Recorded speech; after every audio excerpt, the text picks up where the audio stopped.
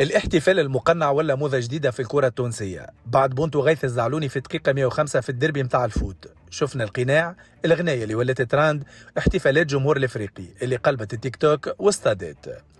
اللقطة تعديت من مجرد بونتو ولات شو كامل، جمهور يعاود فيها، صغار يقلدوا فيها، والسوشيال ميديا عايش عليها ايامات. اما الحكايه ما وقفتش الغادي، بعد ما الترجي ربح الدربي في الهوند، أسيل النملي زاد خرج بالقناع واحتفل بطريقه كبيره مع الملاعبيه والجمهور، وكانه رساله واضحه، حتى احنا عنا الرد متاعنا. المهم في رايي، اذا كان الاحتفال يبقى ديما في اطار الفرحه والتشويق ومن غير استفزاز وعنف، علاش لا؟ خاطر الجمهور يحب الفرجه، والكره اليوم ولات تعيش بالتصاور باللقطات، والتراند يعيش سنين.